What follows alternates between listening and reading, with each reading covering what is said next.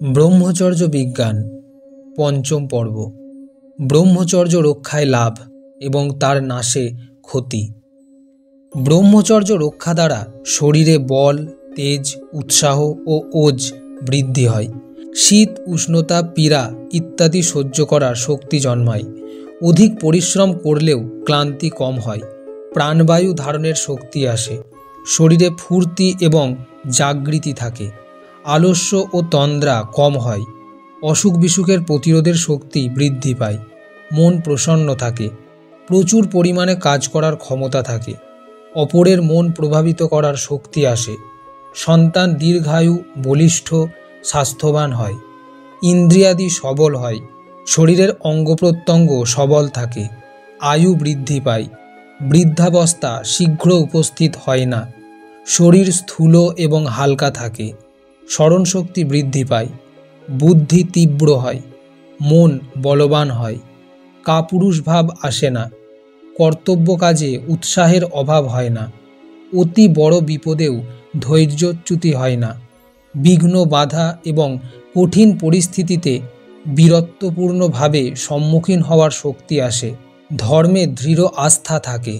অন্তঃকরণ শুদ্ধ থাকে। আত্মসম্মান বৃদ্ধি পায়। দুর্বলকে কষ্ট দেবার প্রবৃত্তি হ্রাস পায়। ক্রোধ, ঈর্ষা, দ্বেষভাব কমে যায়। ক্ষমাভাব বৃদ্ধি পায়। অপরের প্রতি সহিষ্ণুতা ও সহানুভূতি বৃদ্ধি পায়। অপরের কষ্ট দূর করা ও দীন দুঃখীদের সেবা করার ভাব বৃদ্ধি পায়। সত্ত্বগুণ বৃদ্ধিপ্রাপ্ত হয়। বীর্যে অমোঘ ভাব আসে। পরনারীর প্রতি মাতৃভাব জাগ্রত হয়। নাস্তিকতা ও নিরাশাভাব কমে যায়। অসাফল্যে বিষাদ আসে না। সকলের প্রতি প্রেম ও সদ্ভাব বজায় থাকে এবং সবথেকে বড় কথা, ভগবৎ প্রাপ্তির যোগ্যতা লাভ হয়, যা মানুষের জীবনের চরম ফল এবং যার জন্য এই মনুষ্য দেহ লাভ। অন্যদিকে ব্রহ্মচর্য নাশে মানুষ নানা প্রকার অসুখের শিকার হয় এবং শরীর কঙ্কালসার হয়। সামান্য পরিশ্রম বা কষ্টও সহ্য হয় না। শীত, উষ্ণতা ইত্যাদির প্রভাব শরীরে তাড়াতাড়ি পড়ে। স্মরণশক্তি কমে যায়। সন্তান উৎপাদনের শক্তি নষ্ট হয়ে যায়। আর সন্তান জন্ম হলেও সে দুর্বল এবং স্বল্পায়ু হয়। মন খুবই দুর্বল হয়ে যায়। সংকল্প শক্তির হ্রাস হয়। স্বভাব খিটখিটে হয়ে ওঠে। সামান্য প্রতিকূল অবস্থা সহ্য হয় না। আত্মবিশ্বাস কমে যায়। কাজে উৎসাহ থাকে না।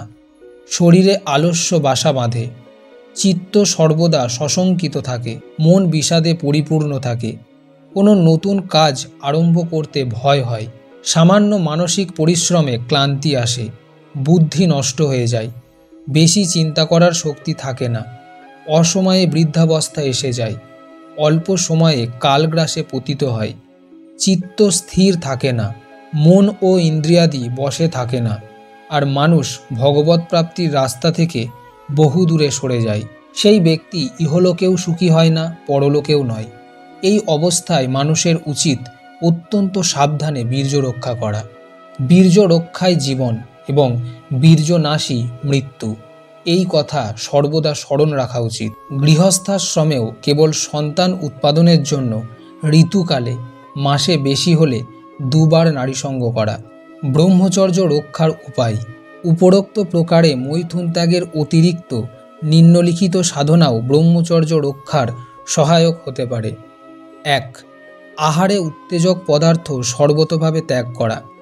লঙ্কা, সর্ষে, গরম মশলা, আচার, টক, অতি মিষ্ট দ্রব্য, অতি গরম জিনিস খাওয়া উচিত নয়।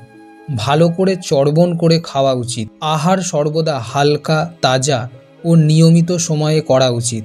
মাংস, পেঁয়াজ, রসুন ইত্যাদি অভক্ষ্য পদার্থ এবং মদ, গাঁজা, ভাং ইত্যাদি নেশার দ্রব্য ও কেশর, কস্তুরী, মকরধ্বজ ইত্যাদি উত্তেজক ঔষধ সেবন কখনও করা উচিত নয়।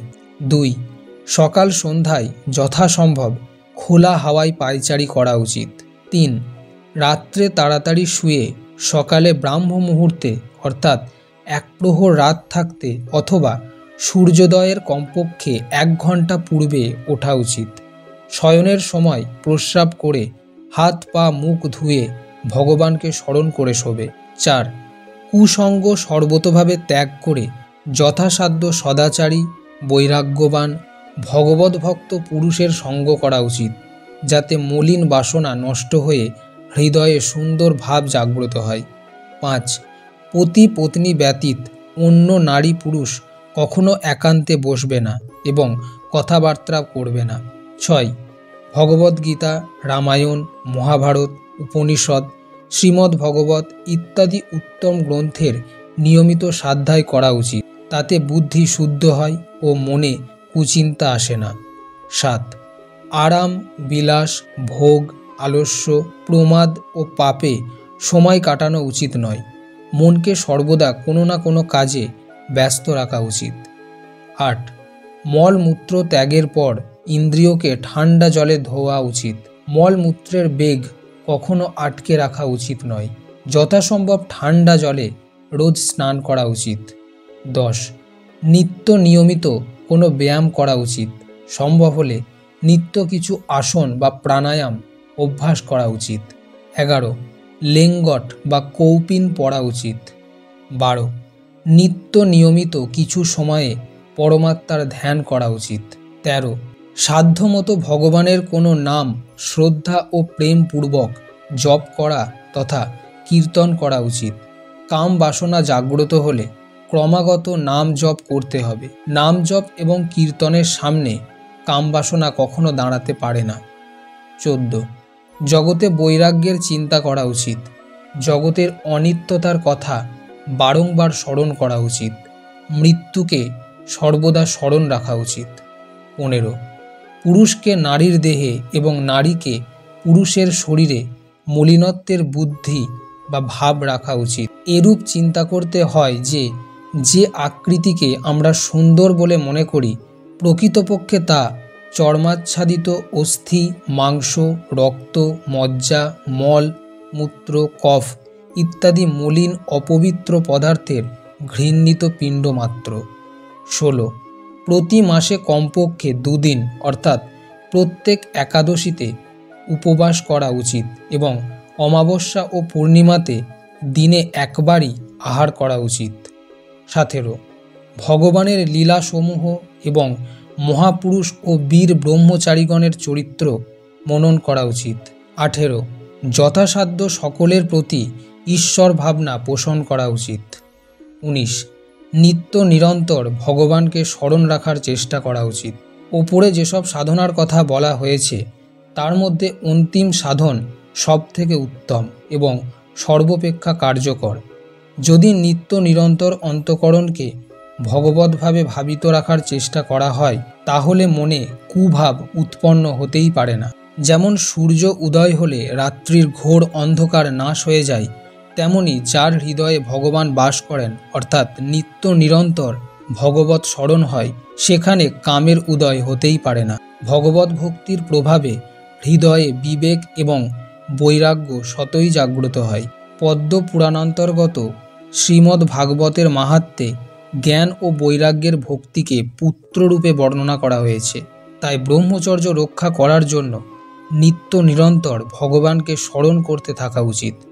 ভগবত স্মরণের প্রভাবে অন্তঃকরণ সর্বতোভাবে শুদ্ধ হয়ে যায়, ফলে অতি শীঘ্র ভগবত প্রাপ্তি হয়, যা মানুষের জীবনের চরম লক্ষ্য এবং ব্রহ্মচর্যের অন্তিম ফল।